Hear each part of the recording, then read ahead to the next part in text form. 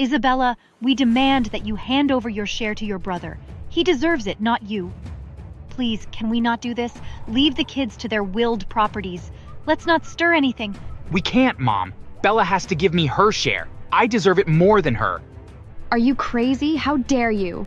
You've been treated better our whole lives. Have I ever asked for more? What the hell makes you think you deserve better? Well, because you're adopted. You're not our real blood, Bella. An adopted child like you deserves nothing. I was silent. A huge blow had been landed on me. I didn't want to believe it. I turned to my mom, my eyes filled with tears. I saw that she was also in tears, her face buried in her palms. What? Are you shocked? Oh, they never told you? You're nothing but an adopted child. He's our real and only grandchild, so hand it over quickly. You heard them right, adopted asshole. Hand it over and go find your parents. That's if you even have one. Their evil laughter echoed in my head, clouding my thoughts and bringing more tears to my eyes. Hi, my name's Isabella, but everyone calls me Bella. I grew up in a home where partiality was. I was born 2 years after my parents' wedding, according to what I was told. My parents told me how happy they were to have me, and how their love for me was formed way before I was birthed. For the first 6 years of my life, I enjoyed life with my parents. They took me out to parks, made me always dress prettily, gave me the best education, and loved me so much. My brother was born a year after my 6th birthday. One day, I heard my classmates discussing their grandparents.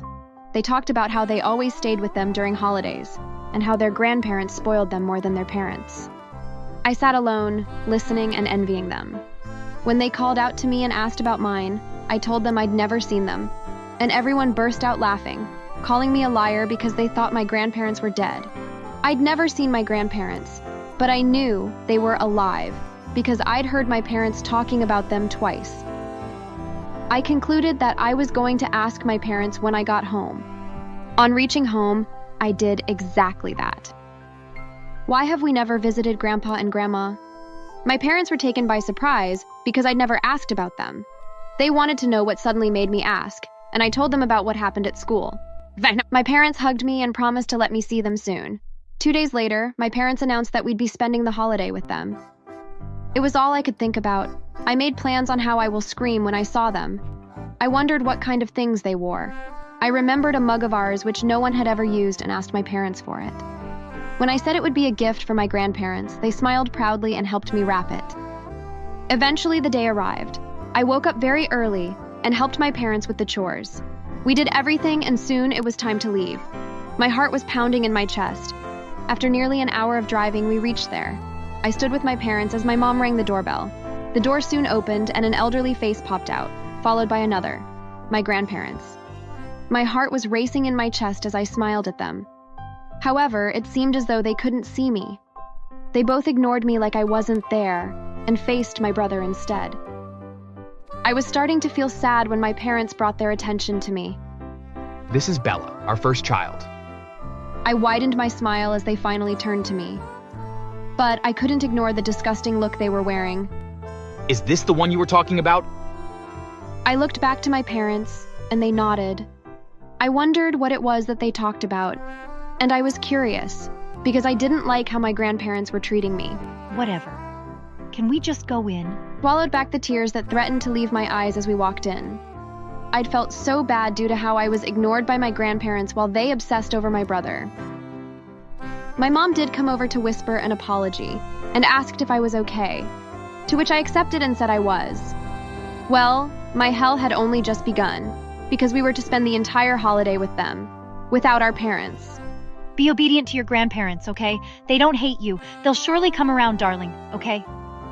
I held on to the belief that they'll come around as my mom had said, but they never did. All I ever got from them was insults they will call ugly thing, idiot, gold digger, bloody bastard. Those names got registered to my ears barely 2 weeks later. While my grandparents absolutely loved my brother and will often buy him gifts, they despised me for no reason. They would cuss at me all day for no reason and hit me at the slightest provocation. I wasn't happy there. I didn't feel happy for even a second. I was drowning in sadness and pain. I felt like an unwanted outsider. What are you doing sitting in front of my television? Can your parents afford that? Get lost, child. I instantly scurried away, my eyes getting teary again. I stood by the door, watching as they sat my brother between them while watching TV. I cried to sleep that night. They were being so unfair to me. I grew up getting no love from my grandparents. My brother was the apple of their eyes, and they only cared about him. They didn't stop even after we were grown. It even worsened. My parents always tell me not to think about it, but there's no way I could ignore it. When I was graduating college, they refused to attend. According to them, they couldn't imagine themselves wasting their time on attending stupid ceremonies. Even when they were told about my excellent result, they didn't give any nice reaction. What's so special? People do more. What should we do? Throw a feast for her? I couldn't help but tear up. Although I was trying to get fully used to them, it wasn't so easy. Their words hurt. When my younger brother graduated high school, they were the happiest. They attended the event fully dressed and had proud smiles dancing on their faces.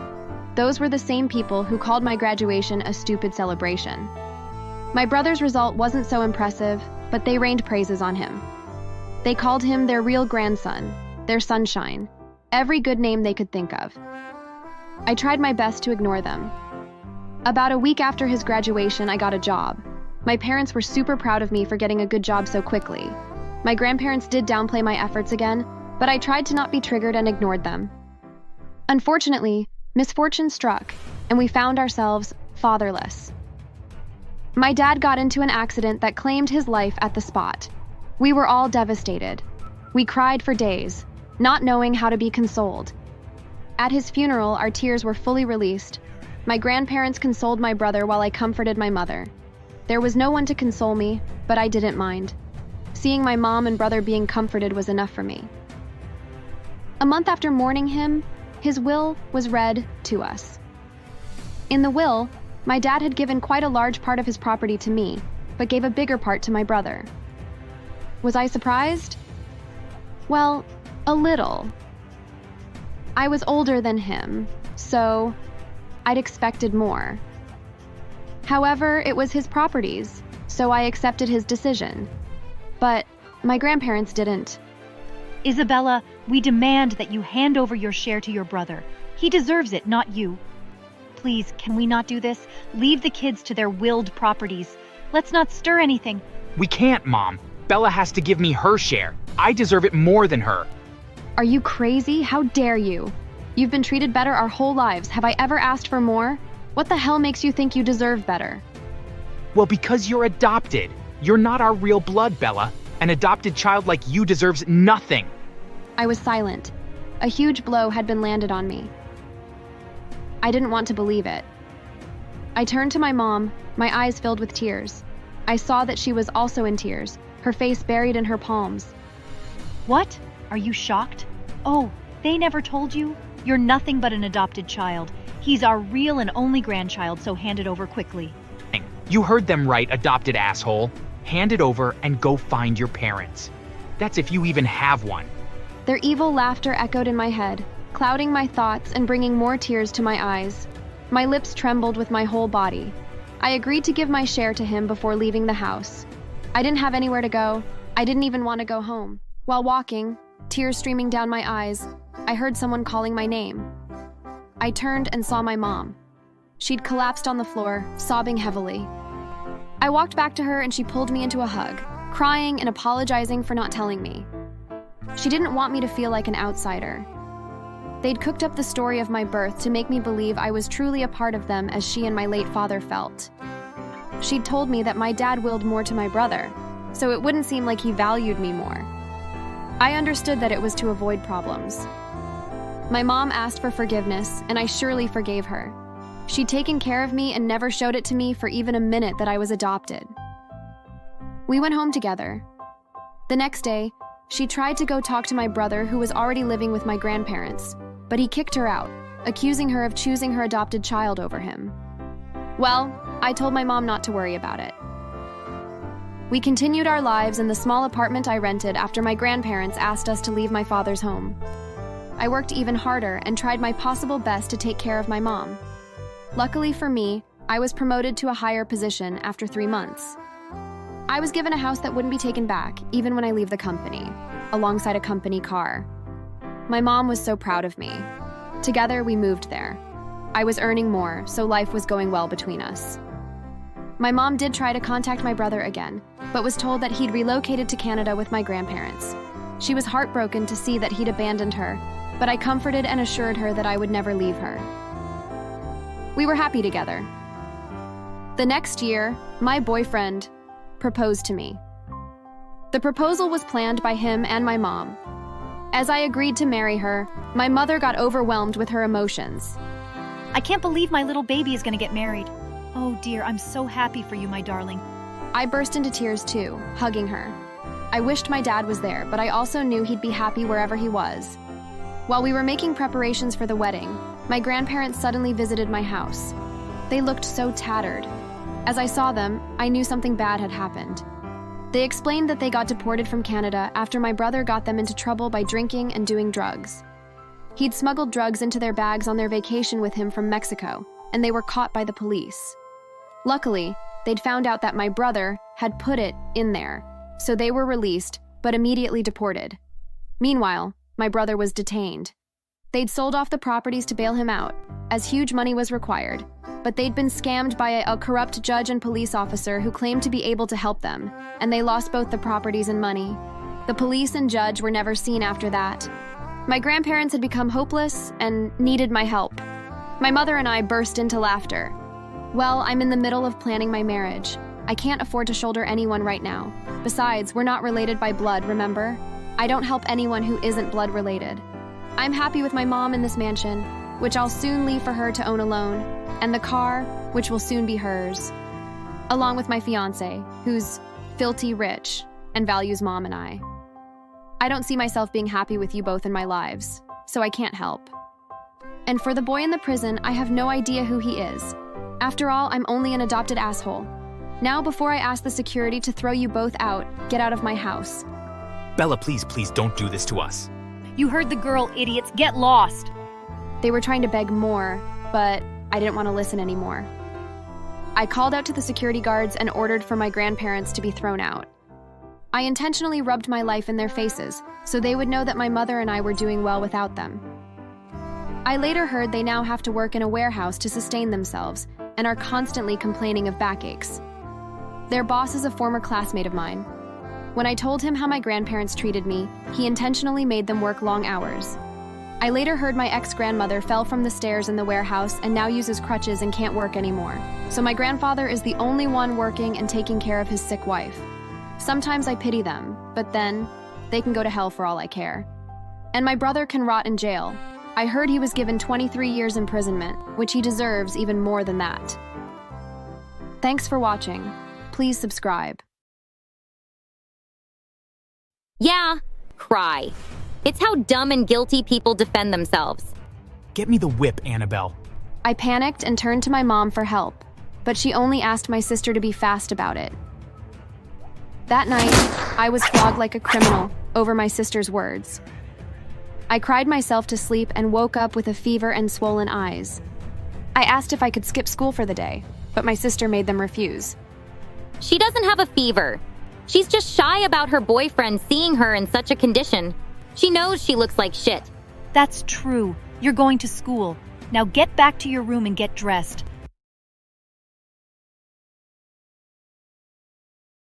I was born at quite a late age by my parents. At the time I was born, my mom was 42 and my dad 45. I had an older sister who was 15 then. You would think they'd have spoiled me so much and given me the whole world. Well, that didn't happen. My name's Angel. Growing up, I wasn't so bright. Now imagine a home where both parents are very smart academically, including their first child. And then, the second child comes in and shatters all their hopes for another smartass. That was how I was to my family. They were so obsessed with being academically brilliant and tried all they could to get me to their level, but nothing worked. By the time I got into junior high school, my sister was already rounding up with college. She was strict. She would drop me off at my school every morning and also pick me up. One would think it was fun, but it was hell. Our journey to my school every morning was filled with every sort of insult she could think about. She would hold my hand so tightly, knowing it hurt, but would never let go. Now, seeing how they were all treating me, one would think I was a pure dullard. But I wasn't. I was always among the top 5, but they expected me to always top my class like my elder sister. One time, during dinner, my parents and sister were having a conversation. She was telling them about how some students were offering to pay her to be taught. According to her, they were struggling with understanding their final classes and were desperate for her help. Let's just hope Angel doesn't end like that someday. She's dull like them. I can't help but be worried now. That would be so embarrassing for us. Ugh, God shouldn't have given me another child if he was going to bring a dumb one. I was okay with just Annabelle. It's not my fault that I'm not as intelligent as you 3, is it? Besides, I'm not that dull. I'm always among the top 5. Why are y'all acting like I'm a failure? I was only trying to defend myself, but it escalated so quickly that I was left shocked. My mother suddenly banged her hands on the table, causing me to flinch in fear. How dare you talk back to us? Do you know how young you are compared to us 3? Have you lost your respect and senses? Ignore her, Mom. She's being this way because she has a boyfriend now. You know how these kids grow wings when they start dating. My eyes widened in shock and confusion. I didn't have a friend at school because I was too shy to speak to people. How could I suddenly have a boyfriend? What are you saying, Annabelle? Oh, shut it! I caught you yesterday with that boy. You were both talking, and when you saw me, you quickly stopped talking to him. I did recall having a conversation with a boy in my class who was only asking around for anyone who could help him with his tea fare. He'd forgotten to bring some money along and had no money to go home with. I told him I had nothing and looked away. Right at the same time, Annabelle appeared. That's a misunderstanding, Annabelle. He was asking everyone for some money. I told him I had none, and that's when you appeared. Hear that, Mom? That's the excuse a dumb person would give if caught committing a crime. My dad stood up, his nose flaring in anger. I knew I had to convince him that I was telling the truth, but there was no possible way. The thought of that and the fear of what he could do to me brought tears to my eyes. Yeah, cry. It's how dumb and guilty people defend themselves. Get me the whip, Annabelle. I panicked and turned to my mom for help, but she only asked my sister to be fast about it. That night, I was flogged like a criminal over my sister's words. I cried myself to sleep and woke up with a fever and swollen eyes. I asked if I could skip school for the day, but my sister made them refuse. She doesn't have a fever. She's just shy about her boyfriend seeing her in such a condition. She knows she looks like shit. That's true. You're going to school. Now get back to your room and get dressed. In pain, I headed back to my room where I sluggishly put my uniform on and prepared for school. She soon graduated from college and instantly got a job on first try at a big hospital. Of course, my parents were so proud and another round of comparison began. Your sister got such a great job on her first try. I dare you, Angel. I dare you to not pass your first interview, too. That was quite the dare. I had only started college, and the pressure of passing my first interview was already on me. I surely wasn't having the best life. My sister's job was going very smoothly. According to her, the pay was very huge, and she occupied an important seat. In the 4th month of her working there, she bought a house for herself. I was shocked. 2 months later, she bought another house and gave it to my parents. Their joy knew no bounds. They boasted to their friends and other family members about their daughter buying 2 houses in 6 months of being a doctor. I was put under even more fire. Do you see your sister? That's a good child. And there's you, struggling to even pass your exams. You're nothing but a mistake. I wished we didn't have you. I wasn't hurt by their words anymore. I'd gotten used to being told I was an unwanted child. I simply focused on my studies, doing the best I could. I had a great passion for cooking and baking. My parents always said the only thing I was good at was cooking, and they wished a chef had birthed me instead of them. Yeah, in my case, the rare times I was complimented, a hurtful word had to follow. I was always watching cooking and baking videos and trying my best to recreate mine. The few I was able to do came out so well. In my 2nd year in college, I discovered a cooking academy that produced most of the great chefs I looked up to. They were hosting a class for another set of students. I badly wanted to get in. I couldn't ask my parents for money because my sister was in charge of their upkeep after stopping them from working. The only person I had was my sister. Although I was sure she wouldn't help me, I went to her. I was on my knees in her house, begging her in tears. When I first told her about it, she'd told me I'd need to do some things before she could help me. I agreed, desperately. She made me clean her house, do her laundry, cook, and even go grocery shopping for her. Afterward, I'd thought she'd give me the money, but she refused. I begged and begged, but all fell on deaf ears. I can't let you be a chef.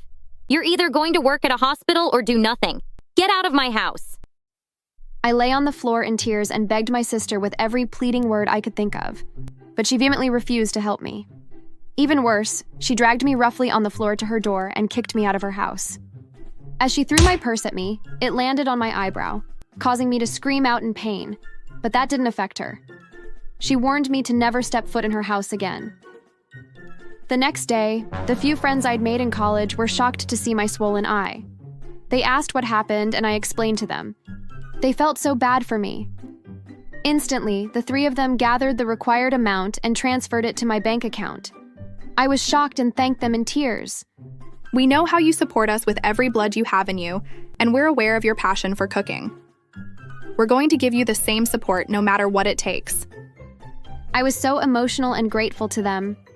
After school, one of the girls took me to her dad's hospital for treatment. There, I was met with the shock of my life. I saw Annabelle. However, instead of being in a doctor's uniform, she was dressed as a cleaner. I asked a nurse there, and I was told that my sister was one of the cleaners. Now, if she's an ordinary cleaner, how does she get her money? My confusion was cleared when news reached us that my sister was arrested as part of those who sold fake drugs at the hospital.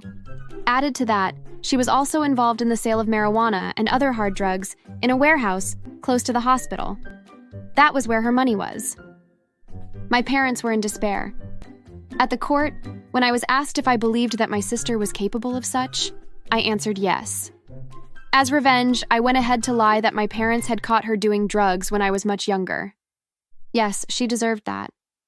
I also added that my parents knew what she was doing and hid it because they were getting money from her and were living in the house she bought them.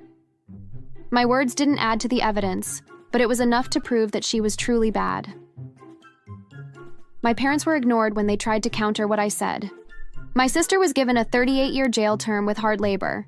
Her properties were all confiscated, leaving my old parents homeless. Of course, they disowned me for what I'd said, but I didn't bother. Even more, we got to know that my sister had bribed her way through school and wasn't as intelligent as we thought, and she also accepted to be a cleaner at the hospital because she wanted her first interview to land her a job.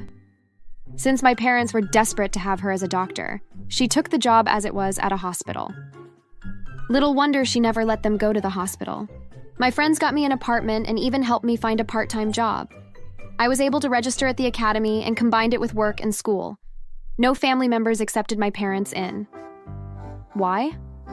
Well, I contacted the few who were still alive and reminded them of my parents being bad people who could do anything for money.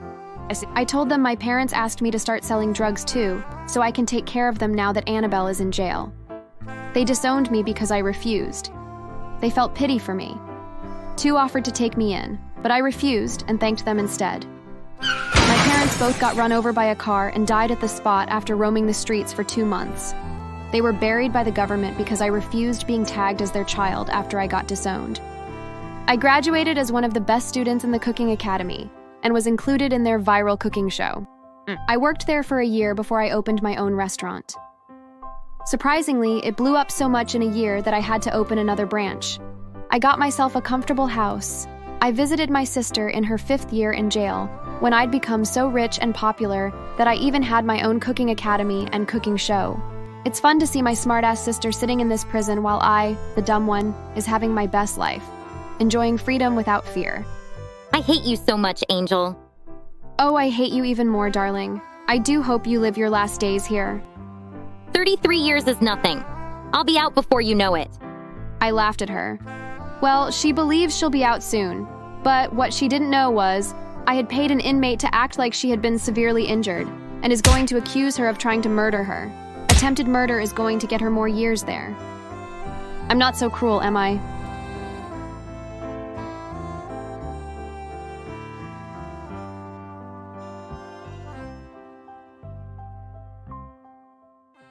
At the hospital, my father and the doctors were confused. But when I asked them to run some toxicology tests on my father, they understood immediately once the results came back. You see, I realized that my stepmother must have been slowly poisoning my father so that he died slowly, and so that it looked like some unknown illness instead of poisoning. She didn't want me to buy their home so that they could pay my father's medical bills. She wanted the money so that she could leave the country once my father was dead. Hi there, my name is Malcolm, and I came very close to making a huge mistake. So much so that I almost lost someone very close to me as a result. So for starters, let me say that my mother passed away quite a few years ago when I was very young, and my father has tried to date off and on since. At first, he had trouble moving on as he felt that it was betraying the memory of my mother, but after a lot of long talks with me, I helped him to understand that he wasn't. I mean, he deserved to be happy, and I hated seeing him feeling lonely. However, I never would have imagined that one day he would one day get married to someone like Megan. She was very beautiful and very young. Honestly, in the beginning, Megan seemed like a nice enough person, and when my father first met her, she really did seem like a good fit for him. That is until I started noticing things that made me start to dislike her. It was really simple stuff. My father never really had much of a sense of style. He typically would always just wear a t-shirt and blue jeans. But after he started dating Megan, he began wearing polo shirts and dress pants all the time. Hey Dad, why are you dressed up like you were going to work? You do know that it's Saturday, right? Yeah, I'm just wearing normal clothes. Normal for who? Are you really comfortable in that getup? He looks fine, Malcolm. This is how a man should dress, not like a slob like he used to.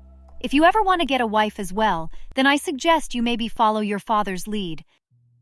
Her words were very annoying, but the more I paid attention, the more that Megan would say things to my dad and make him change things about himself.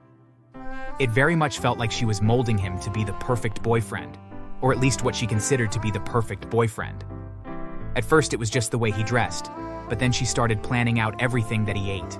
She emptied the refrigerator and stocked it full of organic foods and nothing processed. And I get it. That isn't really that bad of a thing. My father did eat rather unhealthily, but it was more the level of control that she had over him that worried me. I had tried to get him to stop eating TV dinners with no luck, and after a month of dating Megan, he was eating barely any meat and more vegetables than even I was. So for years it went like that until eventually my father and Megan got married. That wedding was a nightmare. Megan barked orders at everyone, and every decision, no matter how small, had to be okayed with her first. At any rate, shortly after they were married, I met Rita, and I was just grateful that I had found someone that wasn't like Megan. Rita was gorgeous and had such a fun and adventurous personality. We loved spending time together. The only hang-up was that Rita hadn't always been good with her money.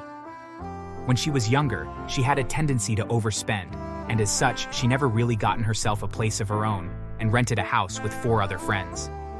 Meanwhile, I was very frugal, and I had bought a house years ago, and I had very nearly paid it off even. Around that time, I proposed to Rita, and she screamed out in joy, "Yes!" It was a magical occasion, and I was so excited about finally getting married. I went and told my father and Megan the good news, and they both genuinely seemed happy for me. I knew my father would be happy, but for Megan to be happy felt odd somehow. Shortly after I proposed, Rita moved in with me, but then we got some devastating news. My father began to feel ill all the time. He would wake up feeling fine, but at some point in the day, he would begin to feel nauseous and could barely keep any food down. He started to waste away. He had been a bit on the heavy side for all his life, but he could eat so little that he began to drastically lose weight. It was startling to watch, and I felt powerless to help him. I tried to get all kinds of his favorite foods, but he couldn't eat any of them. It was incredibly awkward for me, because I felt so powerless to help my father, while at the same time I was so excited that I was going to be getting married soon. I felt like I was being torn in 2 directions. Then one day, Megan approached me with something that I would never really expect. Hey, Malcolm, can I talk to you in private? Sure, of course. What's up? Well, I just wanted to ask you something. You see, your father needs special medical care and we can't really afford it, while at the same time, you will be getting married soon, and you'll need a bigger home since you and Rita will probably start having kids. That small house of yours isn't big enough for a family. What are you saying? Well, I was thinking, why don't you buy our house? That way, we would have the money for your father's medical bills, and you can have a home fit for a family. What do you say? I guess I'll think about it. But if Dad needs money, I can lend him some to help with his medical bills. No, we need more than just a small amount of money. Just go and speak with Rita and let us know what you decide. That night, I went home and spoke with Rita. My stepmother thinks that I should buy their house because mine is too small for a family. Well, she's right. Plus, it's close to some good schools, too. Wait, did she talk with you about this? Well, yes. And I agree that it is a good idea. You don't think it sounds a bit suspicious? No, not at all. You're being paranoid. There was something in the way that Rita was speaking that I suddenly felt paranoid with her words. I couldn't shake the feeling that she was in league with Megan somehow. After all, why hadn't she mentioned that my stepmother had suggested that we buy their home until now? I don't think I'll take her up on the deal. I mean, sure, they'll have money after the sale of the house, but where will they live? I don't think they've really thought this thing through. Oh, okay, I guess. That night we went to bed, and in the morning Rita left for work early. Minutes after she left the house, there was a loud crash, and suddenly Rita's car was in our living room. She had driven through the front of the house and had totaled most of the living room and kitchen. What the devil did you do? Are you okay? Oh, Malcolm, I'm so sorry. I must have gotten a flat tire as I was leaving, and when I tried to back out of our driveway and then drive off, I lost control and slammed into the house. I'm just glad that you're all right. The house and car can be replaced. You can't. The front two tires of the car were indeed flat, but I was confused as to how she had managed to gain so much speed to damage the house so severely. At any rate, I called the police and made a report of the accident. As I was standing outside, I was approached by one of my neighbors, who looked a bit shaken up. Hey, George, is everything okay? Oh, hey, Malcolm. Listen, I have something to tell you, and it may be nothing, but I just thought I would tell you. What is it, George? Well, I saw Rita pull out of your driveway this morning and then get out of the car and stab both front tires with a knife and then drive the car straight into your house. What? I'm so sorry to give you such awful news, but I thought I would tell you. After all, there is a camera on my doorbell that recorded it as well, and I'm sure the police will ask for the video as part of their investigation, so I figured I would tell you before they asked. I thanked George for telling me and asked him for a copy of the video so I could confront Rita and get some answers from her. Alone inside the upstairs of our house, I showed her the recording and demanded answers from her. What the hell were you doing? It's very clear that you rammed your car into the house on purpose. What possessed you to do it? It was all your stepmother's idea. She told me that if I figured out a way to destroy this house, that you would have no choice but to buy their house. And I want a bigger house. This place is too small for us to start a family in. I couldn't believe what I was hearing. My fiancé had destroyed our home on purpose, and all because my stupid stepmother told her to. I wanted to give Megan a piece of my mind, and so I stormed over to my father's house. They were sitting down to lunch, and my father looked to be in good spirits. A bit worn down, but overall good. Megan, however, looked panicked, like I had walked in on something. Just as I was about to scream at her, my nose picked up an odd scent. Following the smell, I reached for the plate of food in front of my father. It smelled like antifreeze. I almost didn't notice it with all the potpourri that was in the kitchen. I suddenly realized what was happening, and I grabbed my father and dragged him out of the house. I then drove him to the hospital. While on the way, I called the police and reported my stepmother for attempting to kill my father. The police were skeptical, but they brought her in for questioning. At the hospital, my father and the doctors were confused, but when I asked them to run some toxicology tests on my father, they understood immediately once the results came back.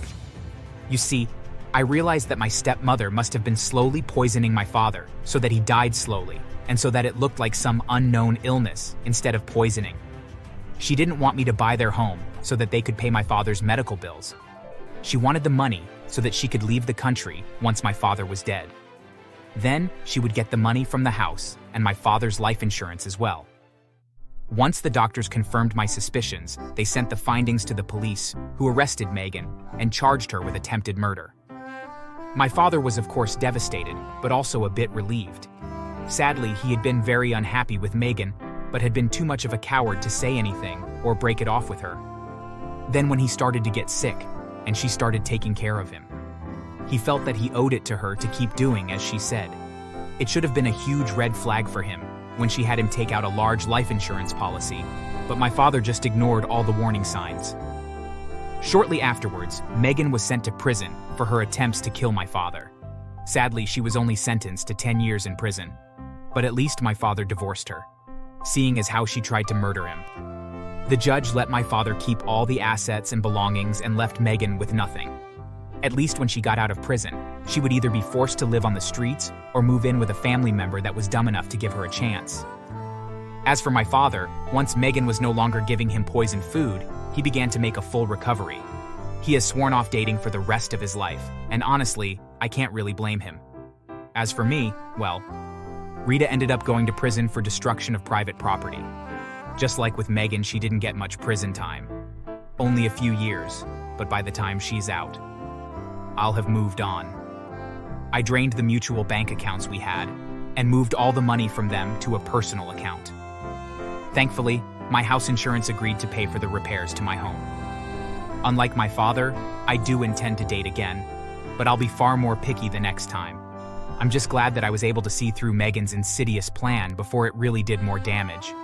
Had I bought my father's house, I wouldn't have been able to afford it and would have gone into bankruptcy. A fact that Megan didn't really care about.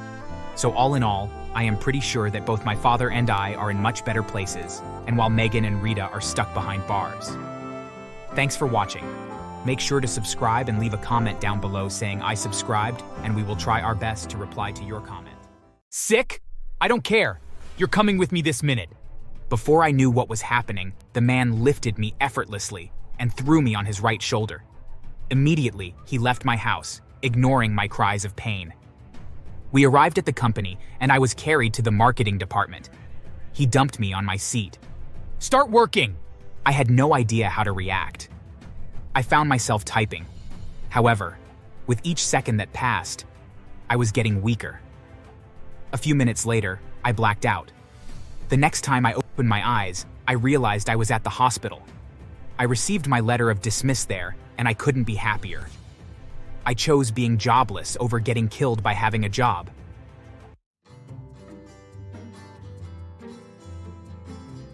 Two years ago, I got a job at a famous chocolate-making company. Before then, I'd used 2 whole years searching for jobs around after finishing college. It was a trying period, and I was desperate to do any job I got. When I got the job at the company as one of the marketers, I was overjoyed. I screamed and jumped in happiness, as it was my dream to be a marketer. That company? Bro, can you cope there? When I announced the news to my friends, they had quite a lot to say about the manager. Apparently, 2 out of my 3 friends knew people who'd worked there and had to leave because of the man. My cousin had to attend therapy sessions for 6 months to get over what he did to her. He's a cruel asshole. No one can report him because he's also very manipulative. Even more, the owner trusts him completely, and everyone he's bullied knows it's a waste of time to try reporting him. The whole thing sounded weird and unbelievable. I mean, there's no way 3 people would report him, and all 3 would be termed liars. Also, couldn't they think of a way to get evidence to prove that the man was evil as they claimed? I concluded that their stories were stupid. I was going to take the job and see for myself if the man was a ruthless as they claimed. I resumed the next day. The first person I encountered was a man with a very good build. He was tall and very muscular. He also had a few strands of gray in his hair. I could see everyone who passed him, bowing their heads to greet him. I immediately concluded that he was the CEO of the company. I was about to approach him when I was stopped by his sudden yell. "How dare you drop my bag? You're fired! Fuck out of here this minute!" I was shocked. The worker behind him, who I hadn't noticed earlier, had accidentally dropped his bag. I was confused on how he could fire her for that. Another worker, without being told, quickly approached them and took the bag from the lady. Afterward, she turned and walked out in tears. I stood in shock and watched as the man made his way in. Once he got to the elevator, everyone moved away, giving him space. When the elevator opened, those inside quickly rushed out, giving him the chance to use it alone. A thought crossed my mind about him being the manager my friends told me about, but I shook it off. There was no way a manager could have that much authority. Once he'd left in the elevator, the workers heaved a collective sigh. It was obvious that they were scared of him, from their body movements and facial expressions. I approached one of them. "Hi, bro. I just got employed yesterday and it's my first day at work." "Who was that man from earlier?" "That's Mr. William. He's the manager here. In anything you do, avoid him. Even the slightest mistake will make him fire you. He just fired our best marketer for accidentally dropping his bag." Hearing that made me both shocked and scared. My friend's stories were slowly starting to seem true. The man was indeed cruel. However, I hadn't even started working yet. I couldn't give up so soon. As I stepped into the elevator with some colleagues, I resolved within myself to avoid the man as much as I could. Even if I did come across him, I would make sure to do everything I could to not make any mistakes. I walked into the marketing department, and the head of the team approached me. I was assigned to my desk and given the rulebook. I was also given some things to type out. However, the man instructed me to go through the rulebook first, before doing anything. Going through it, my mouth hung open. The rules were outrageous. First, we had no sick leave. How could sick leaves be canceled? I left my seat and went to the leader. "I'm sorry, but it says here that there's no sick leave. How's that possible?" "Well, the manager canceled that for marketers. We have to ensure our chocolate is leading in the markets. We ensure to not fall sick. However, when we do, we treat ourselves here at work." The whole thing didn't seem normal to me. What if it's a serious case and you have to go to a hospital? Well, we make sure it doesn't get to that point by going for a full-body checkup monthly. Please, return to your seat and finish reading. We have a lot to do. After work that day, though it was too stressful. I returned home very tired and unable to even take my night bath. I fell asleep immediately my body touched my bed. The next morning, I was forced to wake up by 6 a.m., have a quick bath, and put on any outfit my hands chose. I had to be at work by 7:30 a.m. I left home around 7 a.m. and quickly got a cab that dropped me at work 5 minutes before the set time. That day was the beginning of my life in hell. I thought I'd be able to excuse myself and get breakfast, but I wasn't allowed. The permission to eat was only from 1 p.m. to 2 p.m. I hadn't had dinner the previous night. The thought of not having breakfast, too, broke my heart. I managed to work until it was lunchtime. I felt my energy return after lunch, but it all went away by the time I was done for the day. My body was stiff, and the most stressed out it had ever been. However, when I got home, I didn't make the mistake to sleep off immediately, no matter how sleepy I was. I got my clothes for the next day out and had dinner before I finally slept. The next day, I woke even earlier, had a quick bath, got dressed, fixed breakfast for myself before leaving. My life continued that way, each day coming with even more stress. I could barely see my friends anymore. The only day of the week which I was free, I used it to sleep to my satisfaction. I was getting drained, and I knew it. I always had to down pills for headaches and body pains. I would leave, but I was scared of going back to being jobless. Those 2 years I spent being jobless were horrible. However, having a job wasn't even any better. The only advantage I had was the high payment I received bi-weekly. I knew they paid so much to keep the workers tied to them. For 2 months, I managed to avoid the manager. However, in my 3rd month of working, life happened, and I was forced to finally face him. We'd been working on a new way to push our product even higher, and we finally found a way. We needed to have a meeting with the manager for finalization. I dreaded the day until it finally came. "And who are you, lanky boy? Are you new here?" Before going to work at the company, I was quite fleshy. However, the stress and everything that came from the job had caused me to lose weight so much that I had become lanky with bulgy eyes. "Yes, sir. I began working here 3 months ago." "Oh, come up here and open the meeting then." I'd expected that. The leader had informed me prior that he'd want to test my capacity by doing that. However, I was advised again making my opening perfect. I had to make a mistake to give him something to correct me about. If it were perfect, I'd be targeted by him and tortured verbally until I had to leave the company. He hated to see people better than him. I followed the advice and didn't go overboard. Of course, he had a correction. He yelled while correcting me, but I didn't mind. The meeting was filled with so much yelling and insults, but he finally accepted our idea. I later got to know that he was simply yelling to make us feel our idea was good, but not up to his taste, and he was only agreeing to it because he pitied us. It was crazy. Fast forward to my 6th month. I was getting even worse. I developed insomnia, bad posture, etc. I even began losing my hair rapidly as a result of how stressed I was. Regardless of what I saw the job doing to my health, I didn't quit. One day, my body gave up on trying to hold it in, and I fainted in my room. Fortunately, I woke up a few minutes later. I knew it would be a suicide attempt to go to work that day. I would call the company, but I realized I hadn't had the time to exchange contact with anyone in my department. I decided to receive treatment that day and resume work the next day. Weekly, I reached for my phone and called my personal doctor. He promised to be at my house in an hour.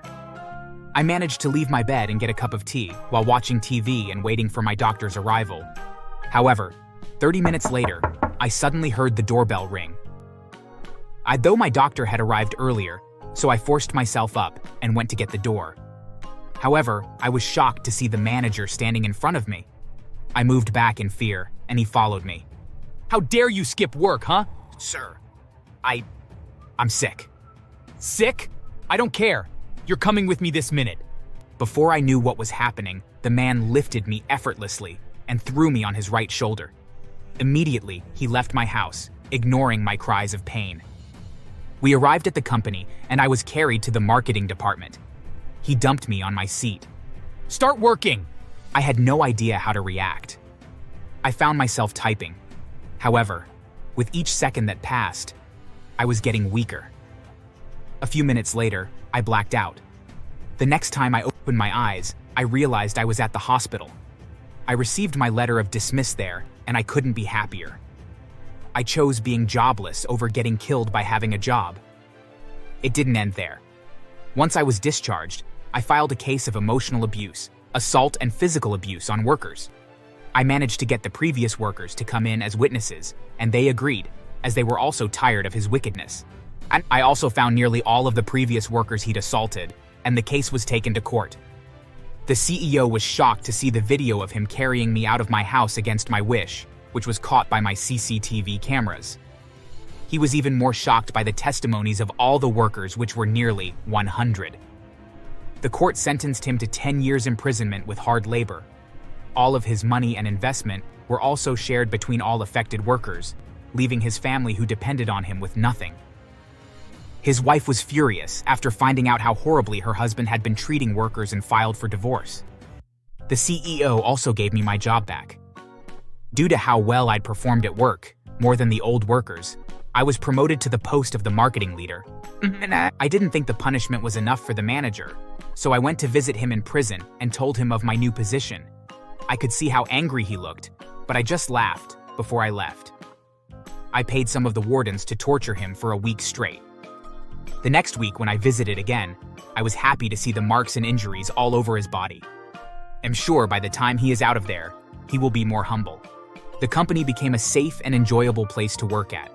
We later heard my boss was nicknamed the Wicked Boss by other inmates and was bullied in prison, and occasionally his food will be seized by other inmates. Thanks for watching. Please like and subscribe to the channel.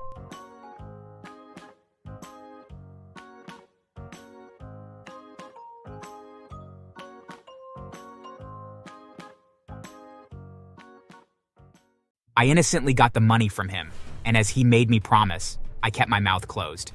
It wasn't until about a month later that my parents confronted me. I've been robbed, and I presume it's you. Give it to me, or I'll call the cops on you. I didn't understand what was going on. I asked a few questions and vehemently tried to prove my innocence. My brother pretended to be on my side and even suggested I let them search my room to prove my innocence.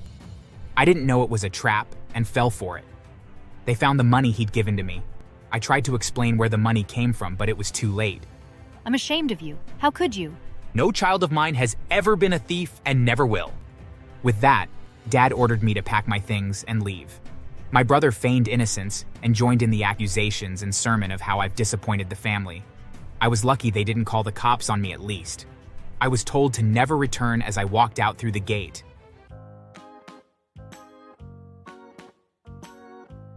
I'm Seth, and my whole family is against me. I know what you must be thinking. Seth is a bad boy who gets into mischief and commits all sorts of atrocities and drags the family name into the mud, because why else would everyone hate him so much? Newsflash. You're wrong. On the contrary, I was a very quiet person, and what I'll call a perfect introvert. My parents didn't seem to notice that though, and thought sending me to a film academy was the best career path for me. I resisted the idea with all I had, and that was when the whole problem began. You see, my parents felt they had the right to choose our careers. My elder brother, for instance, was forced into studying accounting, even though he was creative and could have thrived more in sciences. I was a talented artist, and so decided to follow my dream when it was my turn. I'm sorry, but I love art. I can't go to a film academy. I'm too shy for something like that. I don't even love it. Somehow, my parents refused to let me go to college and study art. I was made to forfeit going to college that year. I believe they thought that it would break me and give them control, but they were in for the shock of their life when I insisted the next year. It made my parents lose every affection they had for me. My elder brother read the situation and took advantage of it. He went around breaking valuables in the house just so he could land me in trouble with my parents who knew, but always sided with him nonetheless. We had security cameras everywhere, so I know what I'm saying when I mention that they knew the truth, but always took sides with him. On one occasion, he swiped one of Dad's car keys and took a car out only to return with the car wrecked. At the time, I was yet to own a license, and in fact, hadn't even learned how to drive a car yet. But somehow, my parents directed all the blame at me. I keep warning you against taking my stuff, and now look what you've done. But Dad, I can't even drive. Exactly. If you could, you wouldn't crash the car this bad. Makes me wonder why you decided to try today. Just how dumb are you? No matter what I said to defend myself, my parents insisted I was the one who crashed the car. Money wasn't a problem for us, but Dad shocked me when he asked me to fix the car. I had some money in my savings, but not enough to sort out such expenses, and even if I did, I wasn't ready to pay for my brother's crimes. I told my parents I didn't have the money, and I was given a week to either sort out my problem or face dire consequences. On the last day, my brother was gifted a car, the exact model as the one he'd totaled. The dire consequence? I was told I'd blown my chance of getting sponsored in college, for life. I challenged myself and decided to apply for college in my choice field. I was offered admission, and I wholly believed my parents' threat to be a bluff. But no matter how much I cried and begged, they told me there was no going back on their words. My brother, at the time, had graduated and had secured a role in our family business. He offered to help me and promised to give me some money, but made me swear never to tell our parents. I innocently got the money from him, and as he made me promise, I kept my mouth closed. It wasn't until about a month later that my parents confronted me. I've been robbed, and I presume it's you. Give it to me, or I'll call the cops on you. I didn't understand what was going on. I asked a few questions and vehemently tried to prove my innocence. My brother pretended to be on my side and even suggested I let them search my room to prove my innocence. I didn't know it was a trap and fell for it. They found the money he'd given to me. I tried to explain where the money came from, but it was too late. I'm ashamed of you. How could you? No child of mine has ever been a thief and never will. With that, Dad ordered me to pack my things and leave. My brother feigned innocence and joined in the accusations and sermon of how I've disappointed the family.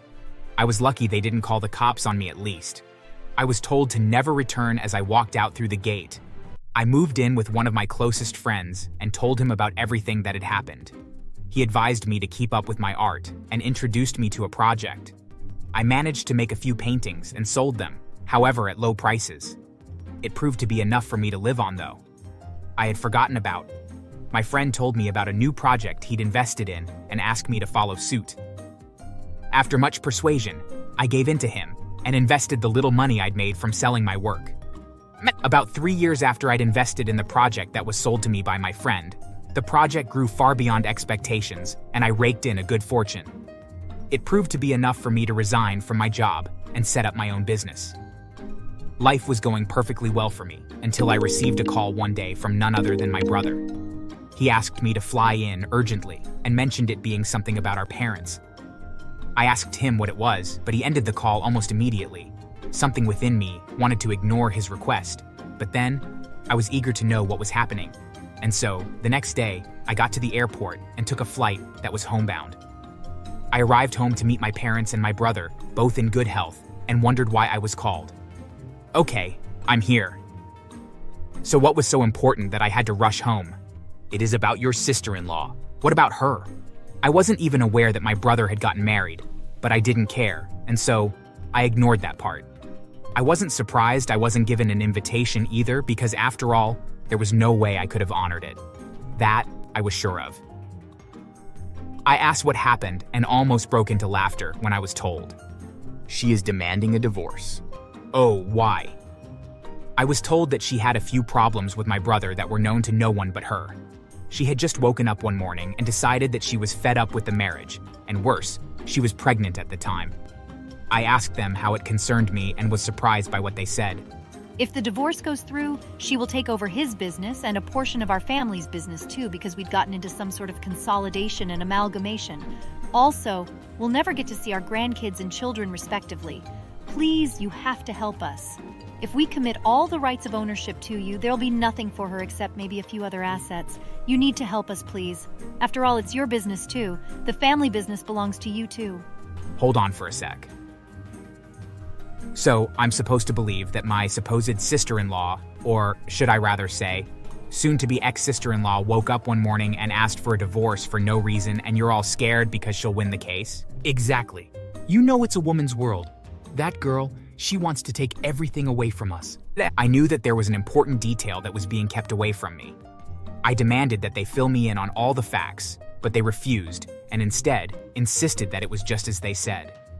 I'm a bit inclined to help them, but then I knew agreeing to their deal would make me an accomplice into whatever it was they'd gotten themselves into, and I wasn't eager to be a part of it. Besides, they'd signed off a deal to merge the two companies together without bothering to get me involved. So why was I supposed to bother myself over them when they got into trouble? I asked them to give me 3 days to think things over, but made sure I called them the next day. Hello, how's everything going? I only called to inform you all that I have decided on what to do. Wow, so fast? I'm so glad that you have come to a decision and hastily, son. Before you break the good news to us, I just want to remind you of the importance of family and commend you for accepting to help us out of this mess despite the short notice. Hearing my father say all the things he said got me really pissed off, but I managed to remain calm.